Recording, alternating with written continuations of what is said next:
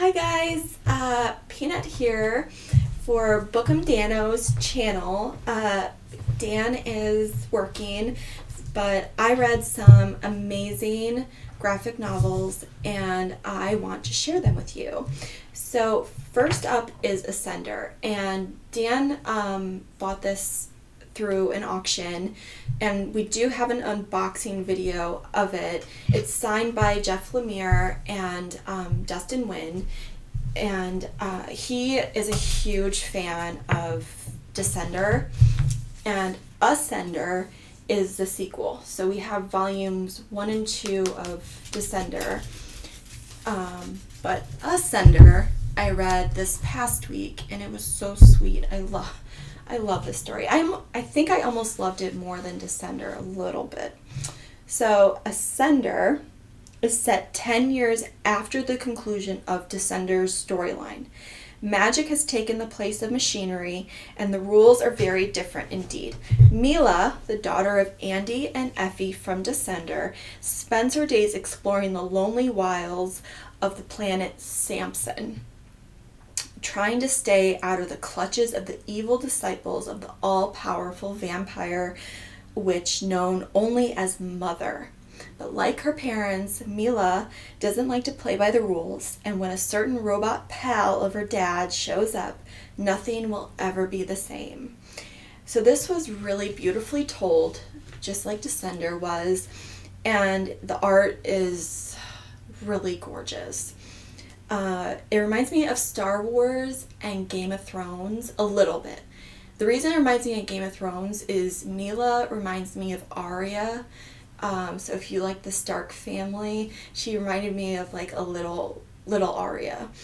And Mila is she's such a sweet girl, and she's so powerful, and she has such a strong will, and she always knows, even though it might get her into trouble, she just knows that it's the right thing to do certain things, and she'll go to the ends of the earth to get it done. And it's a wonderful follow-up to Descender. So if you like Descender, definitely pick up Ascender.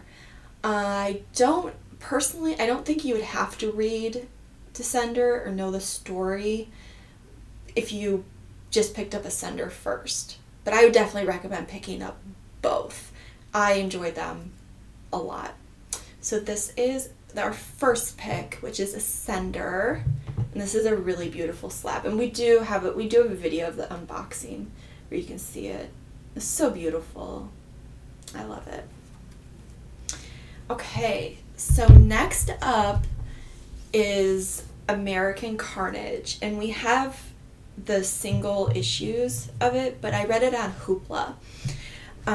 American Carnage, which is by Brian Hill, is about a former FBI agent, Richard Wright, is about to receive the rarest gift of all, a second chance. After leaving the bureau in disgrace following the accidental shooting of a child, his old mentor asked him to infiltrate a group of white supremacists in LA to discover who was responsible for the death of a fellow agent. So for a light-skinned biracial man like Richard Wright, this is an especially dangerous assignment. The organization is being torn apart by a power struggle between a charismatic leader with national political aspirations and the old-school rank and file who prefer cross burnings to public speaking. Navigating this minefield of hate while maintaining his cover will stretch him to the breaking point. So there's 9 issues in all, and I was when I looked up the description of American Carnage to read to you guys, I discovered there were so many great interviews that Brian Hill gave, and there was one that I was reading that I was really struck by. Brian Hill said that American Carnage was profoundly influenced by his personal life as a black kid growing up in between different worlds. And later in the interview, Brian Hill said, I joke this is white supremacist Game of Thrones because it's really about power and ambition. Hill says, one of the things I discovered in my personal research with white supremacists was there's no unity of thought. And I thought that was the best way to describe white supremacy ever. He continues on to say, there are people who want to mainstream. There are the good old boys, neo-Nazi skins, Aryan Brotherhood criminals. These kingdoms don't get along. So that kind of goes with the Game of Thrones type of analogy, that there's all these different kingdoms and none of them come together even though there's one common goal, right? So this is a really powerful story, and I would imagine it would have been hard for him to write this story. It's definitely a story that I think everybody should read. It has such a great knowledge. You can definitely tell it was well researched. The second you read it, the first 3-4 pages, you instantly kind of see similarities through the real world and politics, and the politics that are going on in the story. So, and another thing is I was reading Postal. I read Postal years and years ago, but I've picked it up again because I'm going to read Volume 2 and Volume 3, and I forget how many volumes there are. But there's a common theme that Brian Hill, I think he likes to write about, is second chances. And who doesn't like that? So my husband follows Brian Edward Hill on Twitter, and my husband was joking with me the other night that they're besties because Brian Hill will like certain things that he writes on Twitter. So American Carnage, it's on Hoopla.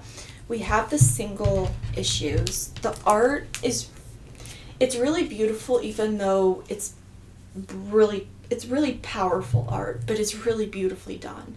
So if you're an art enthusiast like I am, then you'll really enjoy the art too.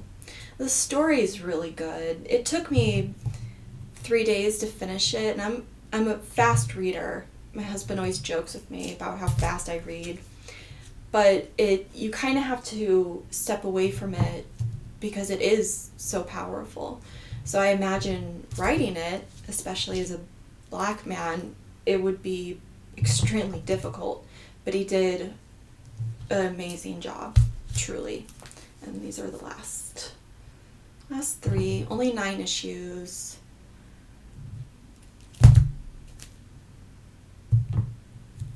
I like that one. That's a good cover. But all of them are really great. So bravo. Definitely pick this one up. This one's on Hoopla. So next up is Middle West. And my husband picked up this one, the single issues. And every time he read it, he was like, you would love Middle West. You'll love Middle West. And when I first read it, I have to admit, I think I read it too fast because I was like, why did you think I was going to like it? But then I read it a second time over, and wow, I really fell in love with it, and I want Volume 2 really, really bad. So Middle West is a dark fantasy. It's both whimsical and stirring, dealing with a runaway boy, toxic masculinity, and the intergenerational family trauma that sparks the narrative. And there's a talking fox in it too. And that's just fun, right? So the tale follows a young boy, and his name is Abel, and his father, who is really abusive to him.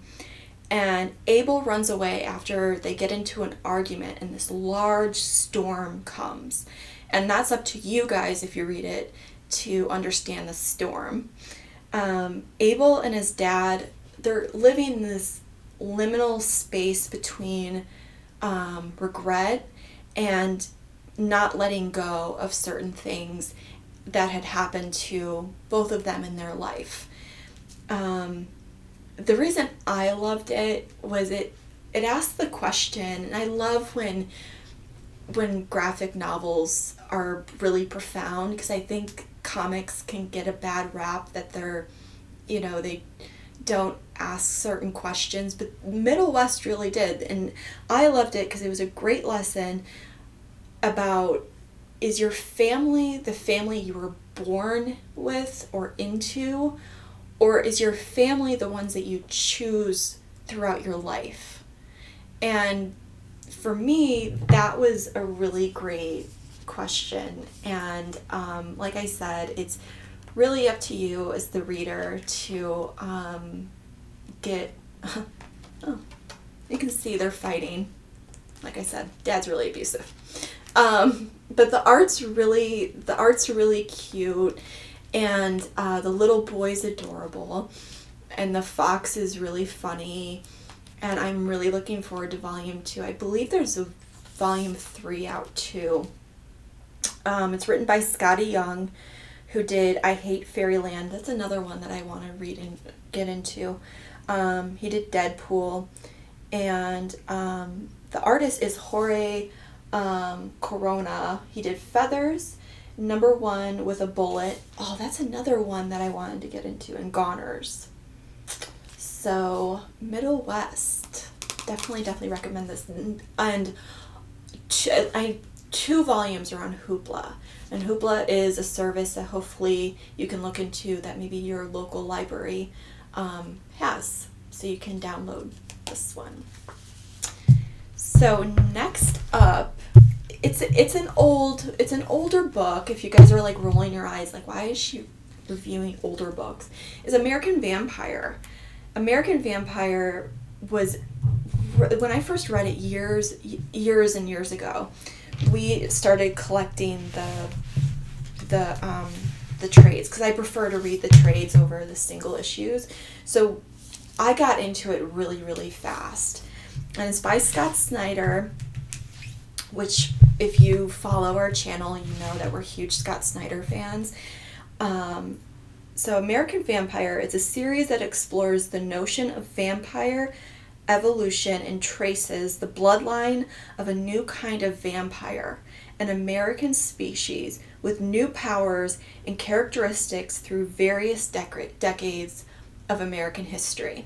So the first arc starts out in the 1800s, and it's like a Wild West vampire story, and then it jumps to the mid-20s, and then the 40s, and then as you kind of go on, like I said, it's just like different decades, because vampires live forever, so it kind of jumps that way. There's 7 volumes in all, and it started in 2010, and we picked up this at our local comic book shop a while ago, and it was just a collaboration of writers and artists that did this American Vampire anthology. And for example, Joelle Jones, Sean Murphy, Stephen King, Marguerite, sorry if I murdered your name, Bennett, and then Dustin Nguyen, who Dustin Nguyen did the art for Ascender. They all contributed to this book. So in the first book, Stephen King is one of the writers. And if you've ever read anything of Stephen King, you instantly know his writing voice. And it's really good. You get into it, like the first 3 pages, you're like hooked. And it's really funny. In the first book, Stephen King writes how he consulted his son, Joe Hill, who Joe Hill did Lock and Key. And I hope you guys are really enjoying that on Netflix. We just finished it, and it was really well done. And Stephen King said that he had to humbly take advice from his son, because his son was like, when he showed him some things, he was like, "Dad, that's kind of lame." So I thought that was kind of neat. So the other day, Dan was telling me that Scott Snyder is in 2020 is going to come out with one more volume. It's going to be the last volume of American Vampire, and it's going to be, it has not been titled yet, so it's going to be American Vampire something. The volume is anticipated to launch in summer of 2020 at its new home at DC Black Label. And Scott Snyder said that it's going to be about 7 to 8 issues. It's going to take place in 1976, very specific time. And it's going to be the biggest Evel Knievel style, and it's going to have a lot of the paranoia, of the political intrigue of the 70s, and he said, so Cold War stuff. So that's kind of neat that this book is continuing on, and I think you guys will really, really enjoy these. I have not looked to see if these are on Hoopla. I'm sure Comixology or something probably has these books, but this is all I have for you guys. I hope you guys are all doing well, and we will see you next time. Have a great day. Bye. Great job, sweetie. Great job. 22nd time's a charm.